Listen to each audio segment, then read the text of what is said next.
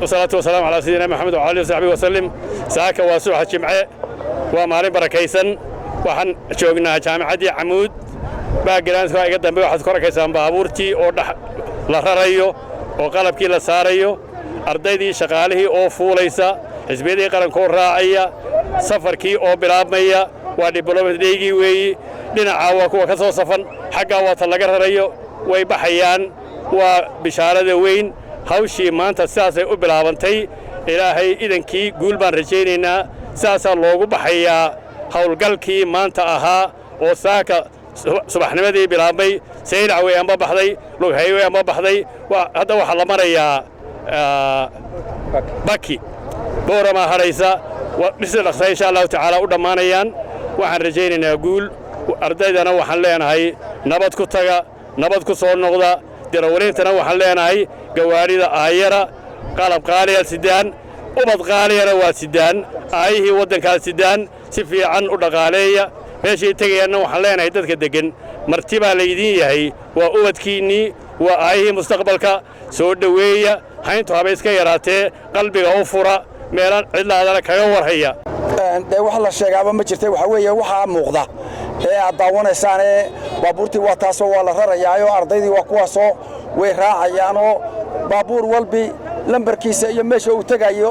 iyo ciidii raacaysay ayaa u diyaara waxay u diyaar yihiin qalabkii diiwaangelinta lagu sameeyay inay qaadaan waxa meelaha qaar kood ay qaadayaan kuraasi waxa raacaya ardaydii ka shaqeynaysay goobaha ayaa iyaguna raacaya waxa raacaya ciidamadii ammaanka iyo wakiiladii xisbiyada iyo dadka iyagana loo yaqaano interviewerska oo ah dadku iyagu diiwaangelinta ama qorista liiska qofka meesha galaya iyaguna qoraya intaasoo dhan baa wada raacaysa oo wada socota wakiiladii wasaaradda arrimaha guduhu iyagu waxay joogaan goobaha inta badan diiwaangelintu ay ka dhacayso sidaas hawsha ku socota waxa iyaguna goobta iyo halka ka muuqda oo aad arki doontaan waxa weeye wakiiladii xisbiyada saddexda xisbi ee qaran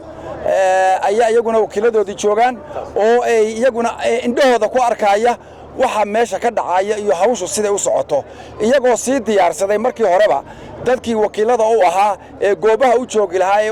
uga wakiilaha sida hawshu iyagana goobaha ay uga soconayso iyaguna halka waxay maanta indhahooda ku arkaan sida baabuurtii qalabkii looga raraayo halkaas xarunta cusub ee laga qaadayo qalabka oo dhan weeye baabuurtii waa kuwan halkan joogo iyagana markaas la raraayo sidaas ay markaa ku soconayaan wixii ka dhiman ee qalaba iyo dadkii kale ee raaci lahaa iyagana magaalada Boorama gudaheeda ayay ku sugayaan oo ka sii raacayaan sidaas ayaa hawshu u socotaa waxayna noogu socotaa si guul leh hawl culus bay ahayd muddo badan baan soo diyaarinaynay maanta waxaanu aragnaa waxa weeye in hawshii bilowgeedii ay tahay waxaana aanu filaynaa berito oo sabti haddii alla yiri in diiwaangelintu si rasmi ah ay uga bilaabato lixda arooriyo gobolka awdal oo dhan commissioner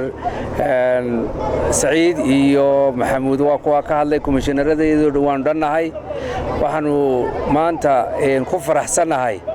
in ugu dambeyn gaadiidkii qalabkii iyo shaqaalihii raacayay amba bax yihiin qoy galabta ku maxayday galabsan doonaan mid kasta goobtiisii 138 goobood ayaa qalabkii agabkii gaadiidkii ciidankii ay joogi doonaan galabta haddii ilaahay yiraahdo caaway wahoyan way diyaarsan doonaan qalabkoodana iyo sidoo uu shaqeynayo bari subax insha Allah biidmillaahi kariim markay tahay 6 subaxnimo ayaa 138 goobood ee uu ka gooban yahay gobolku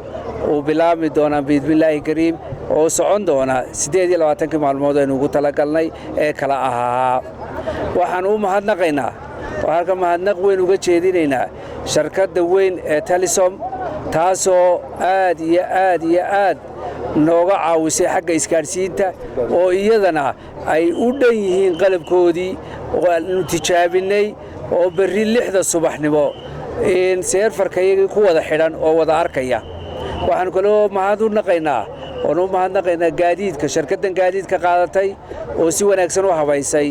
habeen wanaagsanna ku tala gashay gaadiidkiina aad arkaysaan siday ugu tala galeen inay u socoto saaka subaxdii 5tii ayay bilaabmeen waa kuwa socdeed arkaysaan xagga iyaga dambe jooga iyagana aad baan ugu mahadnaqaynaa shaqada culus ay qabteen task force-ka oo ama guddiga farsamo ee xisbiyada oo iyaguna habeen iyo maalinba garab taagan ayaa mahad leh waa arrin qaran waa gurmad qaran oo aynu u baxayno inaynu diiwaangelintaas noqoto diiwaangelin loo aayo